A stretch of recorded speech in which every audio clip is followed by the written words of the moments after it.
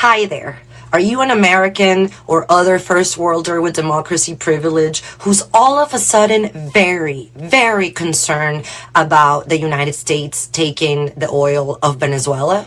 Well, let me tell you something. Fear not, because Iran and Cuba have been receiving free Venezuelan oil for decades in exchange of protecting the dictator that has been exiling, killing us, and disappearing us for 26 years. So please, you should be more concerned about the dictator that is killing us, exiling us, and disappearing us than the United States taking our oil. We are not concerned about that. So why are you concerned about that? Be concerned about the imperial powers of Iran and Russia who are already in Venezuela. Thank you. There's one other country that she did not mention. We're going to get into it a little later in this video, but hit the like button, share the video, subscribe to the channel. It just really does make you wonder, why are these liberals so up in arms about this? Seriously, who are they for? Are they for America? Are they for protecting people that can't protect themselves? Or are they for, pushing an agenda that destroys our country, makes our citizens, the constituents here within our nation, less safe? And are they for putting countries that would be direct enemies of ours in the Western Hemisphere with a ton of power? I did not vote for Trump. Not that I was excited to vote for Kamala, but I did.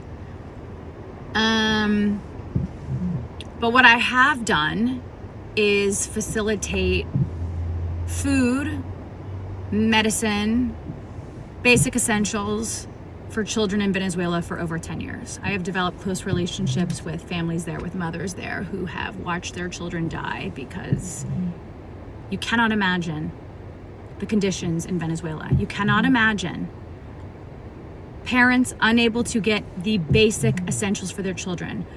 I've spoke to families, to mothers who watch their children die on the floors of their home. You cannot imagine.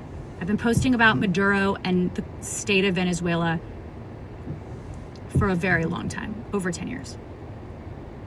So before you sit and criticize, and I can't pretend to know how this will impact America, I'm honestly just so focused on the relief I feel for the people of Venezuela.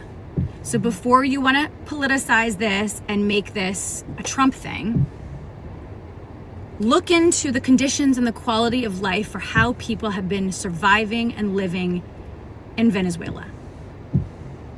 Venezuela is not occupied today. Venezuela is liberated today. Truly, learn about it, read about it. Again, I am not saying that this isn't for the oil, all that. Okay, maybe it is. Maybe it's truly sinister. But for the people of Venezuela today, this is a good thing. This is a good thing. Yeah. And that's why those people are, parading in the streets. They're crying. They're happy. They're ecstatic because they've been dealing with this for 26 years. And it's not just a Venezuela. Everywhere socialism rules, the people are in shambles. It's unsafe. There's food lines. The homeless population is unreal. The corruption is crazy. It's just par for the course for socialist dictator societies. And for one reason or another, you have those that consider themselves liberals who believe that is the way, that socialism is the wave. They believe it, although it has never worked anywhere in the world. This next video I want to showcase to you guys, though, really gets into the nuts and bolts, and it really explains what's really going on. It's a little deeper than what most people think. Trump is officially 3-0 with China. Here's what nobody's talking about. China had a heavy investment in Iran. Trump neutered them. Yep. China had a heavy investment in Gaza. Trump secured a regional firewall. China straightforwardly controlled Venezuela for 2 decades. Trump's moving in and China's blinking for a third time. And that's why everyone is asking the wrong questions when it comes to Venezuela. The cover story is this. Trump's military buildup toward Venezuela is about countering narco-terrorism and targeting drug cartels like Tren de Agua, which are tied to the President Nicolas Maduro's regime. But analysts go a step further, and they still miss the mark when they say, well, this is really about regime change. It's neither of these things. I mean, yes, we've got a drug problem, but it's actually ties to a much bigger issue. Trump's Venezuela offensive is much bigger. It's his proxy war against China. And he's the only president in history who is actually fighting China where it hurts. As of this week, Trump has positioned over 10,000 U.S. troops and 8 warships in the region.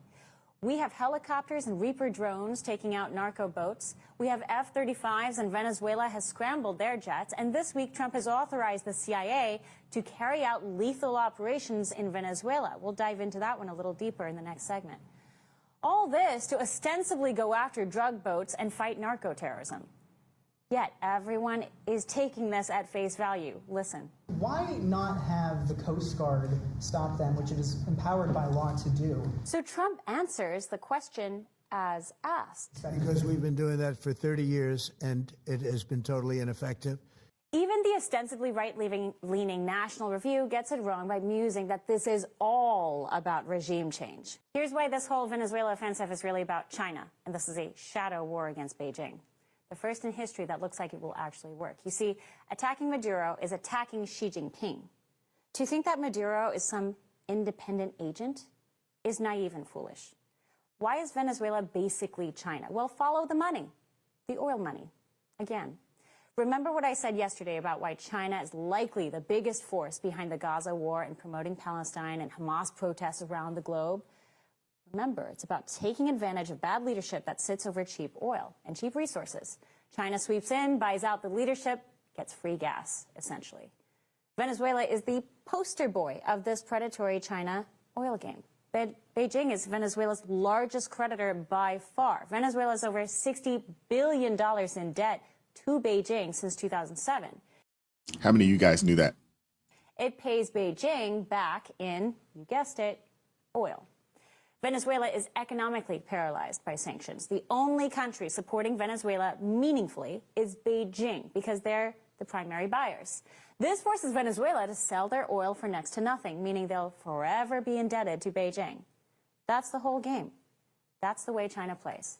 In May 2025, at the China-CELAC Forum, Beijing gave Venezuela an additional $1 billion in new oil investments, solidifying Venezuela's position as the front lines of the U.S.-China shadow war. But China's interests in Venezuela go far beyond cheap oil and economics. Chinese companies are neck deep in modernizing Venezuela's ports and telecom infrastructures.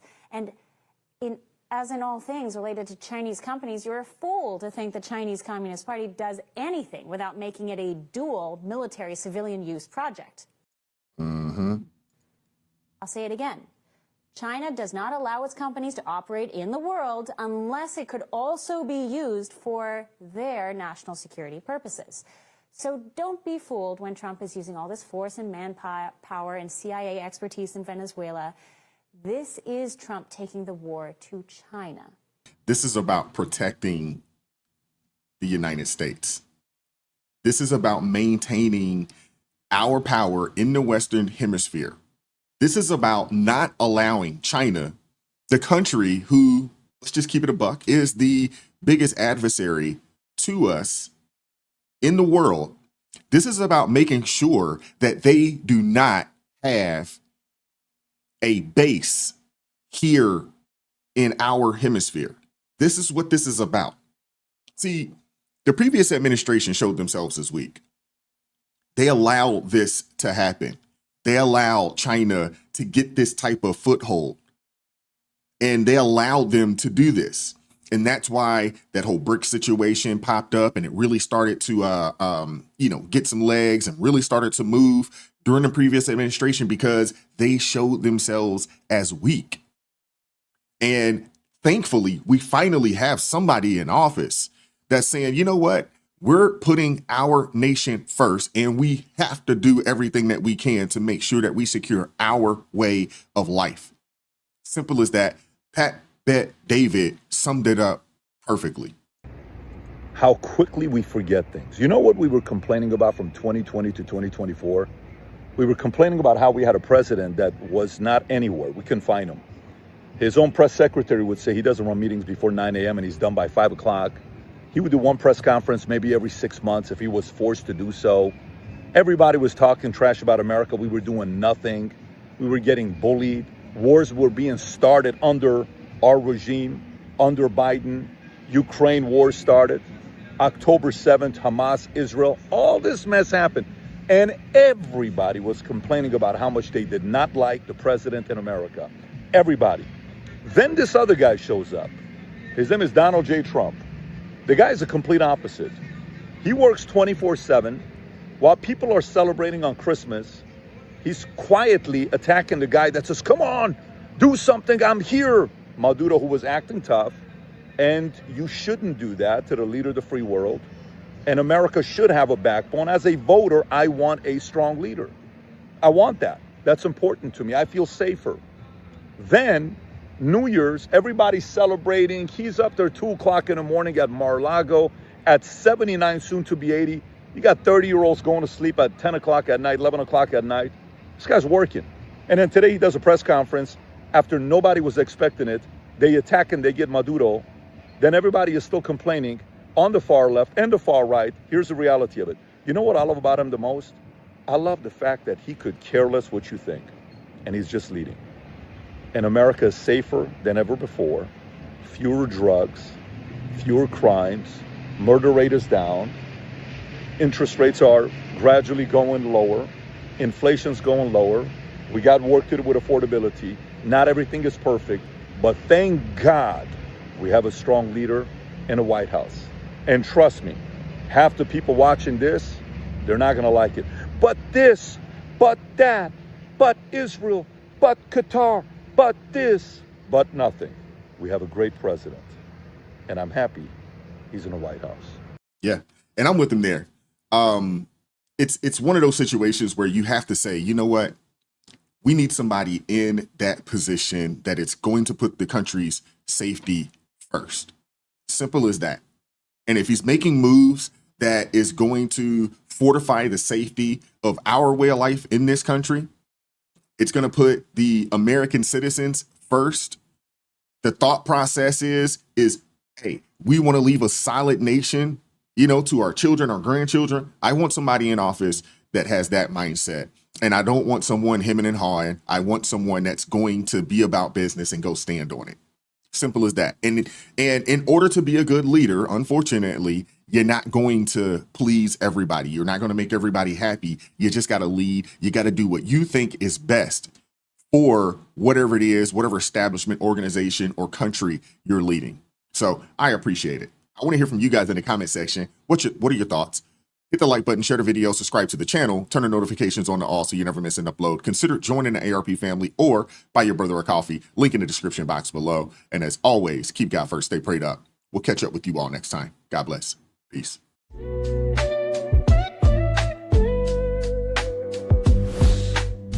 Vibes so right.